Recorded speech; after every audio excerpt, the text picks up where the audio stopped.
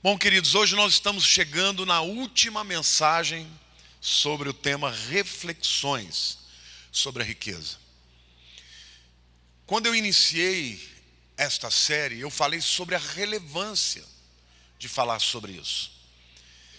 A Bíblia fala muito sobre dinheiro e fala de diversas maneiras. E a razão disso é porque o dinheiro pode ser uma grande bênção, mas pode ser uma maldição. O dinheiro, ele é uma grande bênção quando ele é um instrumento, um meio e nunca um fim, nunca uma finalidade.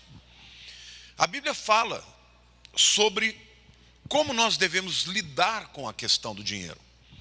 Nos fala, inclusive, que a prosperidade, o enriquecimento, pode ser tanto uma matéria do mundo físico quanto do mundo espiritual.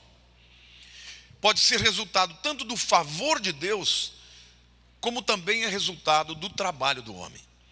Por isso a Bíblia fala sobre esse tema e apresenta características e comportamentos de como alguém pode prosperar na vida, por exemplo, sendo honesto, sendo trabalhador, sendo generoso. A Bíblia apresenta esta temática de forma tão importante, queridos, que o único demônio que a Bíblia dá um nome, além de Satanás, é Mamon, o espírito que está por detrás das riquezas. Eu não poderia falar sobre o tema reflexões sobre a riqueza sem falar sobre os seus perigos. Porque a Bíblia deixa claro que toda vez que o dinheiro, que a riqueza deixa de ser um instrumento, um meio e se torna um fim, um propósito, ele pode trazer malefícios e consequências muito funestas na vida de todas as pessoas. Isso é tão verdade que Jesus, quando foi tentado no deserto, um dos elementos da tentação de Satanás foi: se você se prostrar perante mim, eu te darei todas as riquezas desse mundo. Satanás naquele momento está tentando tirar Jesus do seu propósito de morrer na cruz para nos salvar. E com isso ele oferece um caminho de facilidades através das riquezas. Então hoje eu quero falar para vocês que não podemos olhar para a questão do dinheiro de maneira preconceituosa. Não há nenhum problema em prosperar, em ganhar dinheiro e até mesmo enriquecer, desde que nós entendamos o que é o dinheiro, qual é o seu propósito e como ele pode ser um instrumento poderoso para que o reino de Deus seja estabelecido. Amém? Quero fazer aqui algumas reflexões sobre os perigos da riqueza. A primeira reflexão, querido, eu queria dizer para você que o dinheiro não pode comprar a vida eterna. Você já sabia disso, né? Mas lá em Mateus capítulo 16, de 24 a 26, a Bíblia diz assim: então disse Jesus aos seus discípulos: se alguém quer vir após mim, a si mesmo se negue, tome a sua cruz e siga-me. Porquanto quem quiser salvar a sua vida, perdê-la-á. E quem perder a vida por minha causa, achá-la-á. Pois que aproveitará o homem se ganhar o mundo inteiro e perder a sua alma? Ou que dará o homem em troca da sua alma? Aqui Jesus está falando, obviamente, de vida eterna. Mas desde que o mundo é mundo, desde que o homem descobriu que quando ele adquire bens, riquezas, ele tem facilidades, ele começa a ter segurança no dinheiro. E esse é um grande perigo, irmãos, porque o dinheiro não pode ser a segurança. E Jesus diz: que adianta o homem ganhar o mundo inteiro e perder a sua alma? Em outras palavras, por conta dessa falsa segurança que o dinheiro traz, as pessoas lutam a vida inteira para conquistá-lo e muitas vezes negligenciam o mais importante, que é a salvação. Amém? O primeiro perigo do dinheiro é: está tudo bem, eu consigo pagar minhas contas, eu tenho segurança, eu não preciso de Deus. Se eu não preciso de Deus, um dia eu vou estar na presença dele, sem nunca ter entregue a vida para Jesus. Por que a Bíblia diz que é mais fácil passar um camelo por uma agulha do que um rico entrar no reino dos céus? Por uma razão simples. A pessoa que não tem necessidades físicas nesse mundo, ela não busca Deus. Ela acha que está tudo bem. Mas o dinheiro não compra a vida eterna. Que adianta você ter tudo e não ter o principal? Jesus também se encontrou certa vez com um jovem, está lá em Mateus 19, 16 a 24, e eu vou ler o texto para vocês. E eis que alguém, aproximando-se, lhe perguntou: mestre, que farei eu de bom para alcançar a vida eterna? Respondeu Jesus: por que me perguntas acerca do que é bom? Bom só existe um. Se queres, porém, entrar na vida, guarda os mandamentos. E ele lhe perguntou: quais? Respondeu Jesus: não matarás, não adulterarás, não furtarás, não dirás falso testemunho, honra o teu pai e a tua mãe, e amarás o teu próximo como a ti mesmo. Replicou-lhe o jovem: tudo isso eu tenho observado, que me falta ainda? Disse-lhe Jesus: se queres ser perfeito, vai, vende os teus bens e dá aos pobres, e terás um tesouro no céu. Depois vem e segue-me. Tendo, porém, o jovem ouvido esta palavra, retirou-se triste, por ser dono de muitas propriedades. Então disse Jesus a seus discípulos: em verdade vos digo que um rico dificilmente entrará no reino dos céus. E ainda vos digo que é mais fácil passar um camelo pelo fundo de uma agulha do que entrar um rico no reino dos céus. Obviamente Jesus não era contra a riqueza. O que Jesus está tratando neste diálogo é sobre a segurança. Aquele jovem rico, ele se aproxima de Jesus com a presunção de achar que ele era bom o suficiente para ser salvo. E quando ele então pergunta a Jesus o que tinha que fazer, na verdade ele queria que Jesus falasse: você não precisa, pode ir para casa. Você já é bonzinho, já fez tudo o que dizia, precisava. E quando ele começa a falar da sua vida, Jesus toca no ponto nevrálgico. Sabe qual era o ponto nevrálgico? A tua segurança não é em mim. A tua segurança é no teu dinheiro. Porque num determinado momento ele fala: olha, você acha que está tudo bem? Então vende tudo que você tem e me siga. E a Bíblia diz que ele foi embora porque ele tinha muitas propriedades e ficou triste. Quantos aqui entendem que são pecadores? Quantos aqui entendem que por mais que você seja bom, você jamais vai conquistar a vida eterna pela sua própria capacidade? Muitos de vocês chegaram para o Evangelho num momento de dificuldade. Sim ou não? Quando Jesus diz assim: é mais fácil passar um camelo por uma agulha do que um rico entrar no reino dos céus, eu preciso explicar aqui, tá? Jesus não está falando de uma agulha dessa que as mulheres costuram. No Oriente existe aquela porta em forma de agulha. Vocês já viram isso? Isso era muito comum. Os camelos, quando o dono ia chegar numa estalagem, ia descansar, o camelo ele entrava num lugar que era uma agulha, uma porta como essa. E ali ele era alimentado, bebia bastante água, e quando ele se enchia, ele ficava entalado. E quando ele ficava entalado, aí então os trabalhadores da pensão cortavam as suas unhas, tiravam os piolhos, os carrapatos, e o camelo ficava ali entalado. Na verdade, aquela era uma estratégia para tratar dos camelos, enquanto o dono do camelo estava lá descansando na estalagem. E Jesus usa dessa figura para dizer que da mesma forma que os camelos ficavam entalados na porta em agulha, muitas vezes os ricos têm tantas coisas que não conseguem adentrar na vida eterna por causa da sua segurança para com o dinheiro. Queridos, eu quero lhes dizer, o dinheiro pode ser um instrumento poderoso, mas ele jamais foi e nunca será o instrumento da sua salvação, porque a sua salvação é de graça. Você recebe através da fé em Jesus Cristo. Amém? O segundo perigo que o dinheiro nos oferece é o perigo da infelicidade. Você já viu aquela pessoa que tem aquela imagem em relação à esposa, aquele homem, que a mulher é maravilhosa, é a princesa dos seus sonhos, e aí ele se casa e descobre que ela não é nada daquilo? Conhece alguém assim? Fala, puxa, mas não era isso que eu queria, não era isso que eu esperava, né? É o homem que espera isso da esposa, a mulher que espera do marido, né? Pensa que casou com um príncipe e na verdade ele era um sapo. Pois é, o dinheiro é assim também. As pessoas lutam a vida inteira, você percebe isso? Lutam a vida inteira para ganhar dinheiro. As pessoas fazem de tudo, irmãos.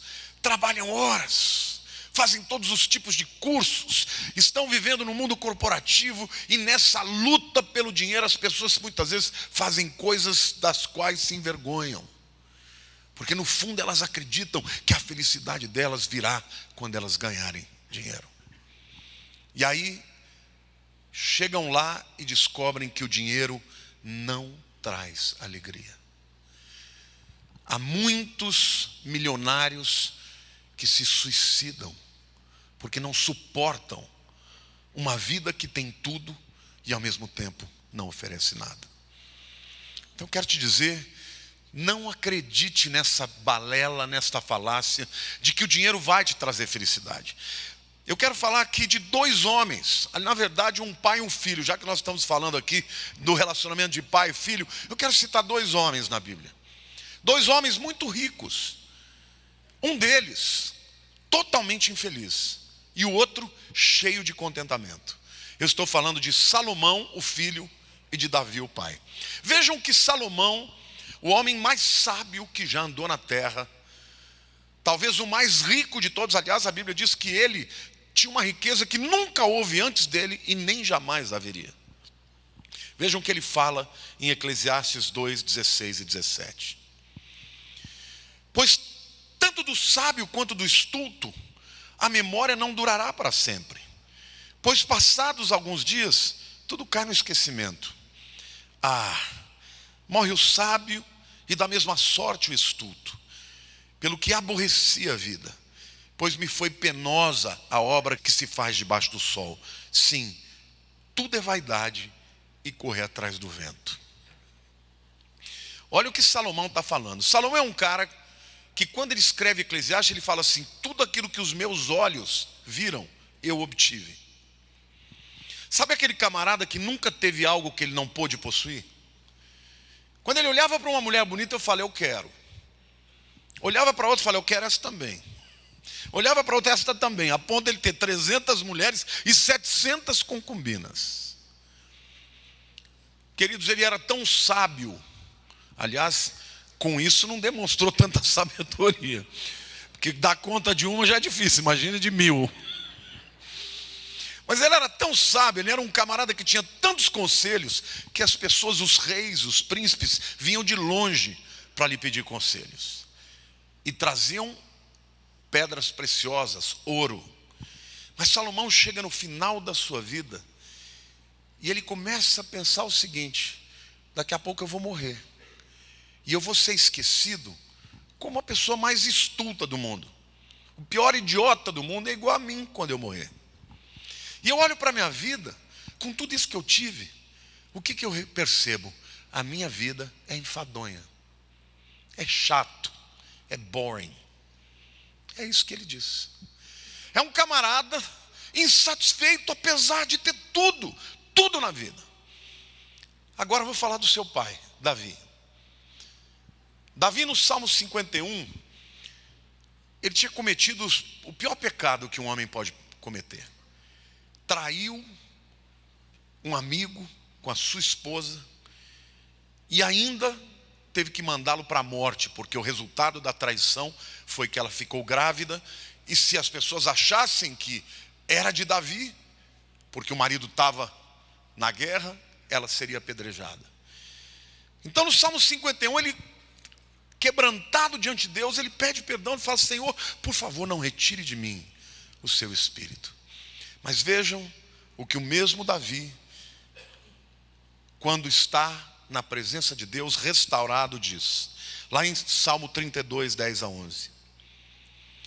Muito sofrimento terá de curtir o ímpio, mas o que confia no Senhor, digo mais, o que confia no Senhor, a misericórdia o assistirá. Alegrai-vos no Senhor e regozijai-vos, ó justos. Exultai vós todos que sois retos de coração. Não é maravilhoso? Aqui você vê o pai de Salomão, um homem também igualmente muito rico. Muito rico. E ele tinha sua felicidade não no seu dinheiro, mas na certeza de que Deus o amava, de que Deus o perdoava, que Deus o havia justificado. Amém? Então, a postura dele é completamente diferente. Ele diz: alegrai-vos no Senhor, ó justos. Queridos, o dinheiro, ele não pode trazer a sua felicidade. Então, quero dizer para você, gaste tempo na sua vida com quem pode trazer.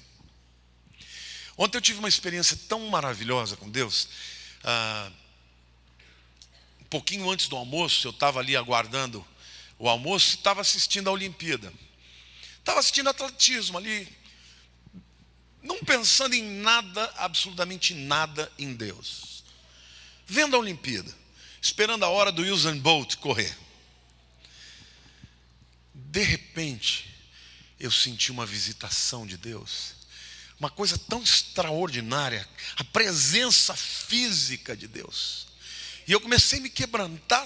Eu não sei se você já sentiu isso, ser envolvido pela glória de Deus na sua vida. E eu falei: Pai, o que é isso? Por que o Senhor está me visitando?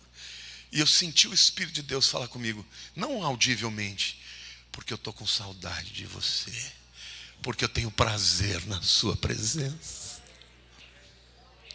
Dinheiro nenhum no mundo vai trazer para você uma alegria assim.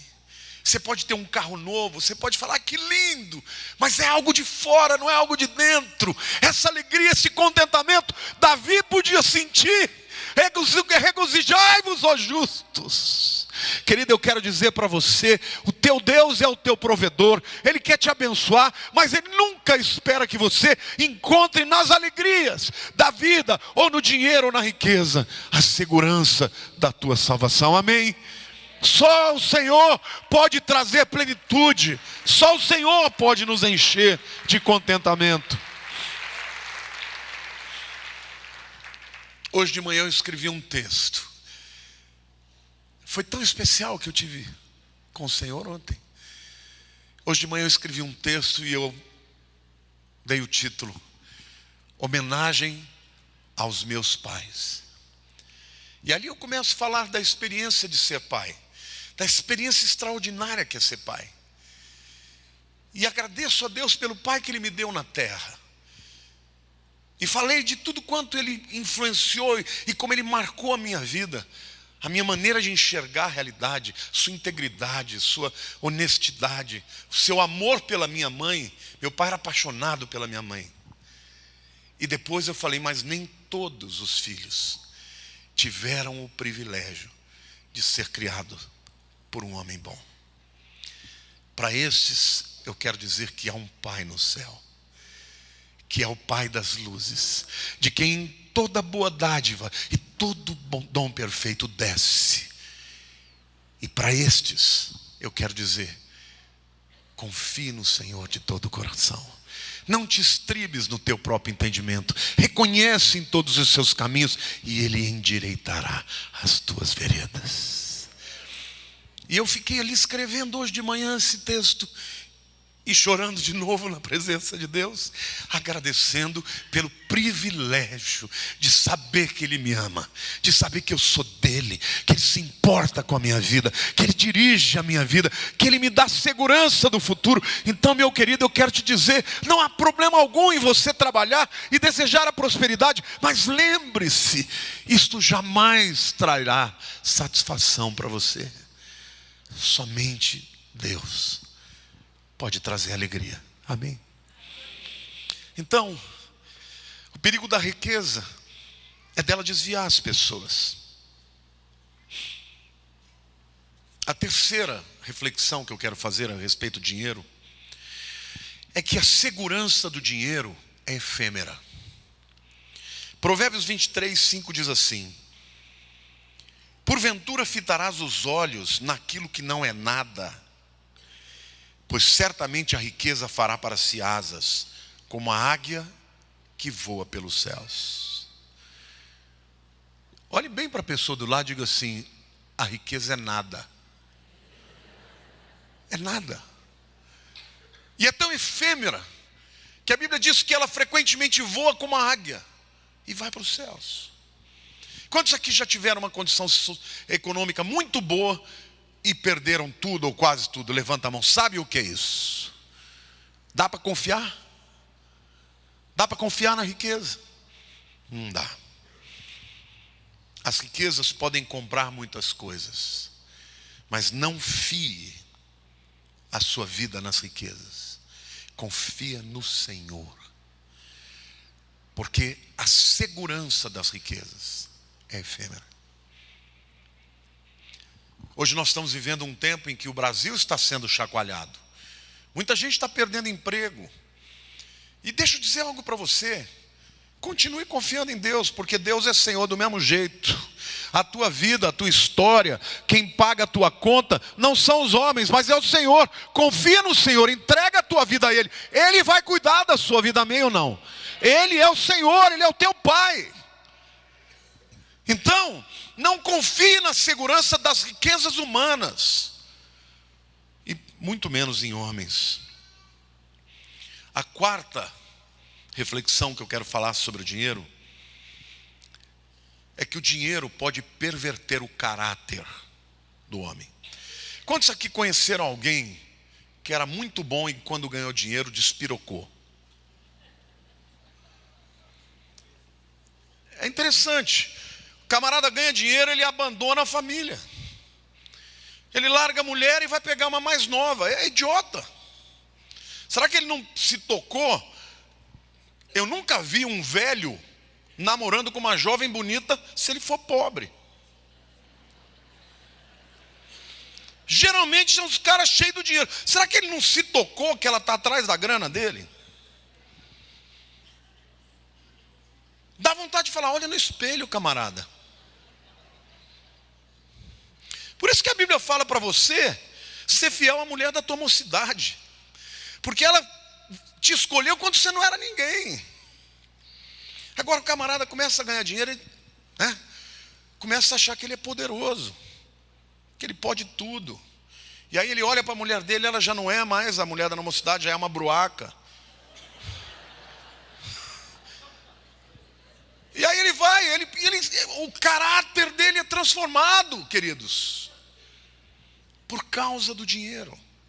Porque o dinheiro, ele traz uma sensação falsa de onipotência.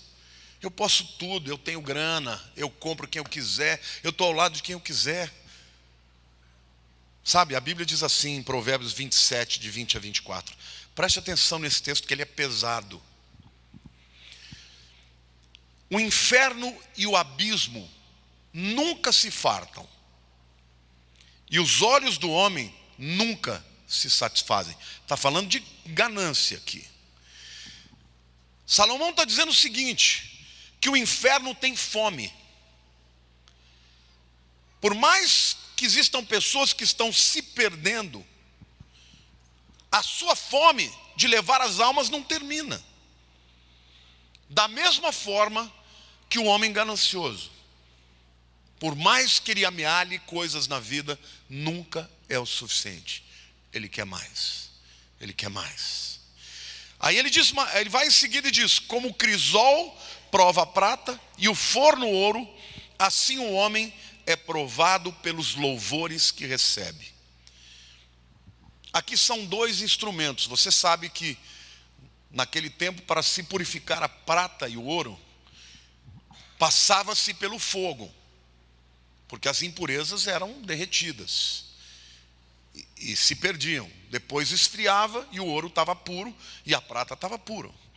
E ele diz assim: assim como a prata e o ouro precisam passar pelo crisol e pelo forno, o homem, ele é provado quando é elogiado.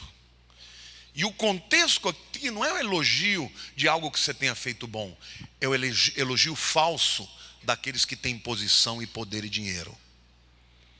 Quantos aqui já experimentaram isso? Eu fui deputado federal. Gente, é um nojo. As pessoas te tratam como se fosse um Deus. O dia que você deixa de ser deputado, as pessoas param de olhar na tua cara. Porque no fundo as pessoas estão interessadas no que você pode dar a elas. Agora a Bíblia está dizendo que esse tipo de elogio pode subverter o caráter. E aquilo na verdade é uma prova. Então, querido, quantos aqui estão prosperando? Eu quero orar para que muitos prosperem. Quantos estão prosperando na sua vida? Quanto mais você prosperar, mais humilde você tem que ser. Quanto mais Deus te abençoar, mais você tem que botar o joelho no chão e dizer: Deus, nunca me esqueça, que eu nunca me esqueça de onde vem essa bênção. Eu quero ser humilde, ó Deus, para glorificar o teu nome. As pessoas que chegarem para você, baterem nas suas costas, disserem: você é o cara, não acredite não, você não é o cara. Você é um pecador digno da graça de Deus, amém? E isso é uma prova que pode mudar o seu caráter, pode perverter o seu caráter. Então, um dos perigos da riqueza é que ela pode mudar o caráter de uma pessoa. Portanto, Salomão está comparando a ganância dos homens a ganância do inferno pelas vidas. E muita gente, ao ganhar dinheiro, acaba perdendo a sua consciência. Ele compara a prova do ouro e da prata com a prova que um homem que está na alta, que está vivendo sucesso, recebe para o seu caráter. Em outras palavras, é por isso que a Bíblia diz que o dinheiro pode impedir que o homem seja salvo. Que adianta o homem ganhar o mundo inteiro e perder a sua vida, e perder a sua alma. E a última conclusão que eu quero fazer, a última reflexão sobre as riquezas, está no livro de Deuteronômio, no capítulo 8. Deixa eu dizer uma coisa para vocês. Este capítulo é um capítulo que todo crente deveria saber de cor. Por muitas razões, mas para mim existe uma que é a maior de todas. Este era o capítulo da Bíblia que Jesus mais amava. Pastor, mas como é que você sabe disso? Disparado, foi o capítulo da Bíblia que Jesus mais citou. Leia o capítulo todo. A grande maior parte das referências de Jesus na Bíblia está em Deuteronômio capítulo 8. Então é um capítulo importantíssimo. E aqui nesse capítulo Deus abre o coração com o seu povo. É como se Deus estivesse falando: olha, preste atenção, porque o que eu vou dizer para vocês revela o meu propósito, o meu desejo, o que eu quero para vocês. Mas revela também os perigos que vocês vão enfrentar. E como eu lido quando você não sabe receber a bênção e ainda assim permanecer fiel. Veja o que o texto diz. Deuteronômio 8, de 6 a 14 primeiro. Guarda os mandamentos do Senhor teu Deus, para andares nos seus caminhos e o temeres. Porque o Senhor teu Deus te faz entrar numa boa terra, terra de ribeiros de águas, de fontes, de mananciais profundos, que saem dos vales e das montanhas, terra de trigo e cevada, de vides, figueiras e romeiras, terra de oliveiras, de azeite e de mel, terra em que comerás o pano ou o pão sem escassez, e nada te faltará, terra cujas pedras são ferro e de cujos montes cavarás o cobre. Comerás e te fartarás, e louvarás o Senhor teu Deus pela boa terra que te deu. Diga assim: o propósito de Deus para o seu povo é fartura, abundância, provisão, prosperidade. Isto é o que Deus reserva para os seus. Entenda isso. Foi para o povo de Israel e é para o seu povo também. O propósito de Deus, como todo pai, é dar o melhor para o seu filho. Eu não sei se tem algum pai aqui que, quando o seu filho nasce, fala: Deus, eu quero muito que meu filho lute a vida inteira para conseguir comprar comida. Senhor, em nome de Jesus, que ele perca o emprego e seja tratado. Você já viu algum pai fazendo esse tipo de oração? Por pior que o pai seja, o que ele quer para o seu filho? Ele quer que o filho tenha o que ele não teve. Quem é que é pai? O sonho do pai é que o seu filho tenha mais que ele. Seja mais do que ele. Seja mais feliz do que ele. Sim ou não? Deus está assim também. O propósito de Deus para todos nós, seus filhos, é que prosperemos. Mas aí Deus diz assim: guarda-te, não te esqueças do Senhor. Senhor teu Deus, não cumprindo os seus mandamentos, os seus juízos e os seus estatutos, que hoje te ordeno, para não suceder que, olha para o teu irmão e diga assim: para não suceder que. Esse é o problema, sabe, gente? O propósito de Deus é te dar bênçãos, fartura. Mas o problema é que você e eu muitas vezes nos esquecemos de Deus. E Deus está dizendo: não se esqueçam, não se esqueçam de andar em obediência. E ele diz: porque se andar em desobediência vai suceder. Está sucedendo na tua vida agora? Para não suceder o que, queridos? Que depois de teres comido e estiveres farto, depois de haveres edificado boas casas e morado nelas, depois de se multiplicarem os teus gados e os teus rebanhos, e se aumentar a tua prata e o teu ouro, e ser abundante tudo quanto tens, se eleve o teu coração. Deus está falando: cuidado, cuidado, porque eu quero te dar tudo. Mas um perigo você corre, que quando você começar a receber, você eleve o teu coração. Olhe para a pessoa do teu lado e diga assim: Deus odeia a soberba. Deus tem nojo do soberbo. A Bíblia diz que Deus resiste ao soberbo, mas dá graça ao humilde.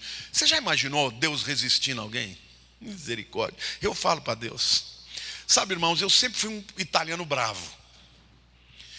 E um dia Deus falou assim: assim que você quer que eu te trato com braveza? Eu falei: não, Deus. Eu falei: então trate os outros com graça. Aí eu fiquei pianinho,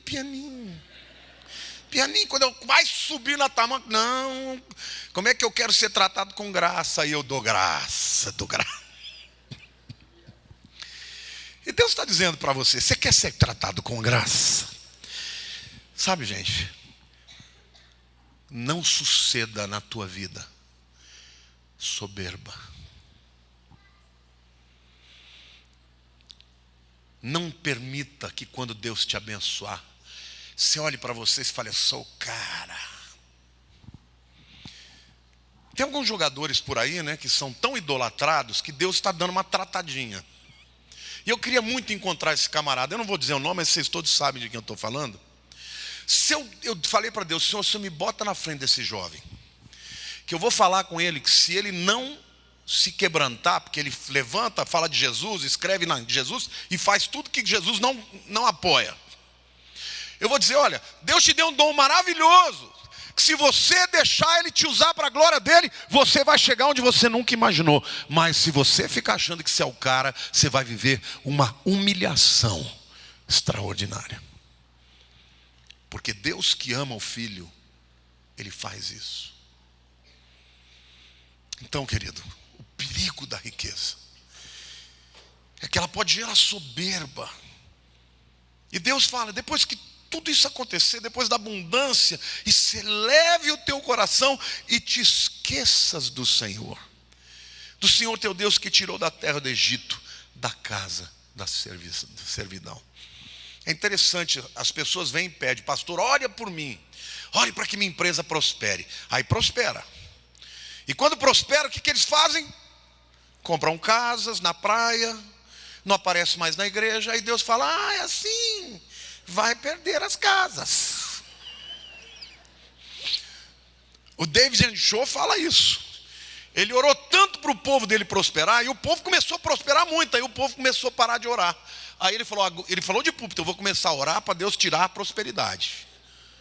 Aí o povo, não, pelo amor de Deus. O dinheiro não pode ser. Quantos aqui querem prosperar? Você é capaz de fazer um voto para Deus, dizer, Deus, prospera a minha vida, que eu vou ser ainda mais fiel, mais crente, mais humilde. Queridos, o ouro e a prata estão nas mãos de Deus. A Bíblia diz que Ele é o dono do ouro e da prata. Mas se Ele olhar para a tua vida e achar e entender, porque Ele não acha, Ele sabe, e souber que com o dinheiro vai te afastar dele, Ele não vai te dar. Olha para o teu irmão e diga assim, tudo depende do teu coração. Querido, se você tiver hombridade para ganhar dinheiro e continuar crente, Ele vai te dar. Mas se você vai ser daquele crente que vai se afastar de Deus, Ele vai falar, prefiro ele pobre e fiel. Amém? Quantos aqui querem ser fiéis a Deus? Deus está falando claramente. Esse texto, na verdade, apresenta um mapa de como viver uma vida próspera. Deus deixa claro que o propósito dele é te colocar na terra prometida, não é o deserto. Cutuca o teu irmão assim do lado e fala, o propósito de Deus para a tua vida não é o deserto, é a terra prometida. Diga, não é o maná, é a terra abundante. E Deus dá todo tipo de fruta que eles iam comer, todo tipo de gado que eles iam ter. Deus não quer te dar o maná. O maná é só o alimento do deserto. Deserto é o tempo da prova, é o meio do caminho, não é a finalidade. Amém? O propósito de Deus para você, querido, é a terra prometida, que tem leite e mel em abundância. É o que o Senhor fala para você hoje.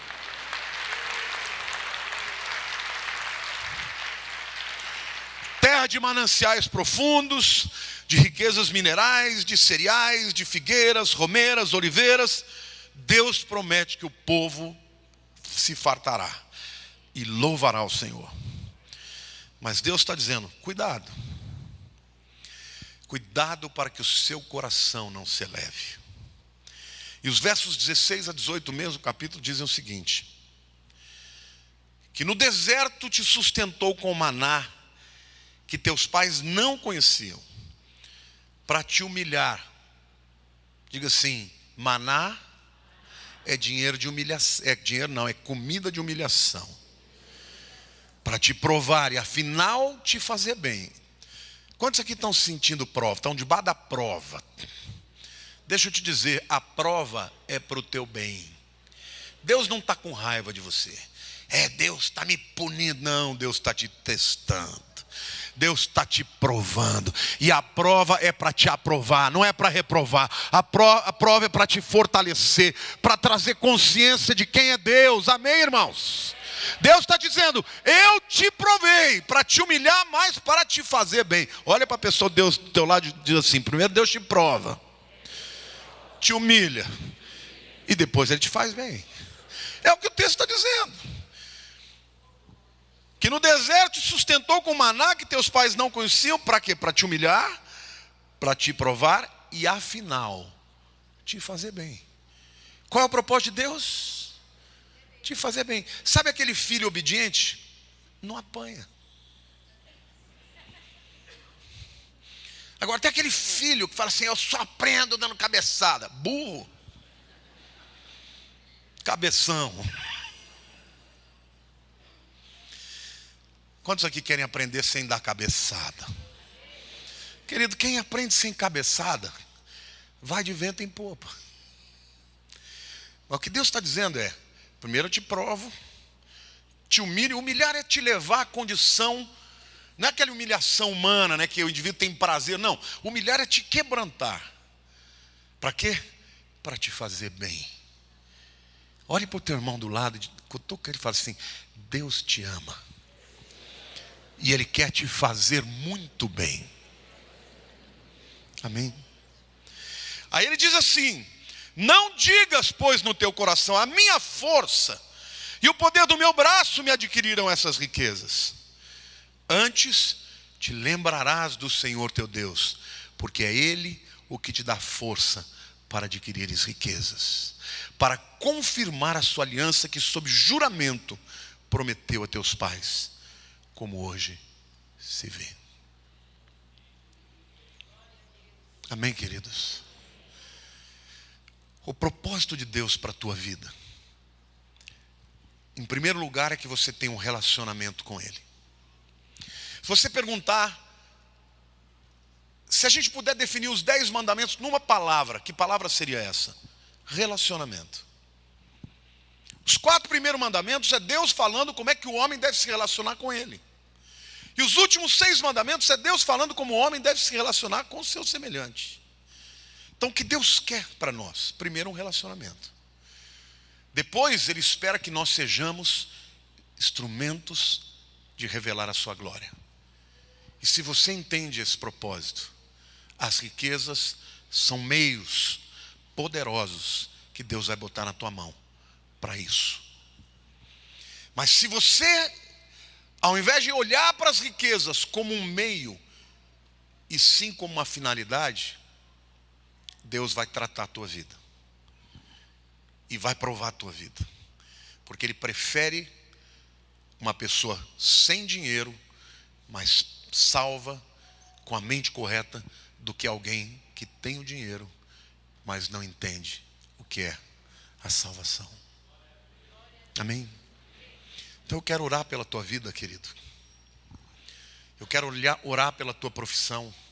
Durante 3 domingos eu falei sobre como Deus te dá dons, oportunidades, capacidades, instrumentos para que você possa, através da tua responsabilidade, da tua generosidade, da tua graça, da tua atitude para com a tua profissão, para com a vida, você pode prosperar.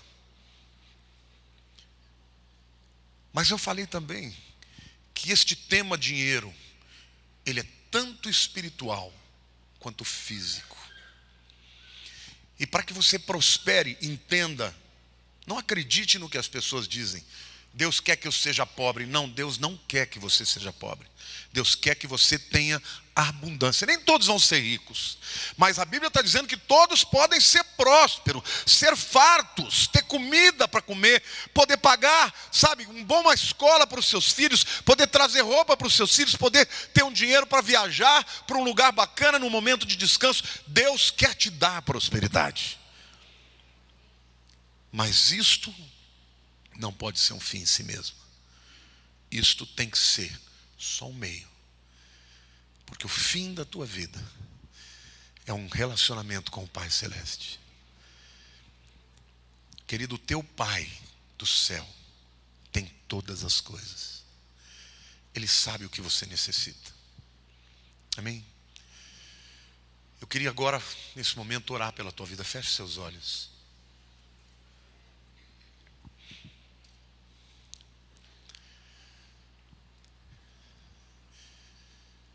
Entregue o teu coração agora. Diga para o Senhor, ore comigo, diga: meu Deus, eu entendi hoje que o teu propósito é me abençoar, é me levar à terra prometida, é me tirar do deserto, é me dar mais do que o maná. Mas o teu propósito, Senhor, é ter um relacionamento comigo. Obrigado pela tua palavra. Me ajuda a ser fiel à tua vontade, aos teus mandamentos, à tua verdade. Ajuda-me a entender que a minha alegria, Senhor, está em ti. Tira dos meus olhos tudo aquilo que for me desviar da tua verdade. Ajuda-me a amadurecer, para que eu possa prosperar em tudo que eu fizer. Eu entrego a minha profissão, meus dons, o meu dinheiro, todos os meus tesouros da terra E eu coloco no teu altar, diante de ti. Abençoa-me, Senhor, e eu jamais me esquecerei de onde vem todas as tuas bênçãos. Tudo que eu recebo vem de ti, e para ti eu retribuo, reconhecendo que o Senhor é o Deus da minha vida. Obrigado, Pai, porque o Senhor cuida de mim, para a honra e glória do teu nome. Amém. Aleluia, irmãos. Neste tempo em que o Brasil está passando por essas dificuldades, Deus está tratando com o seu povo.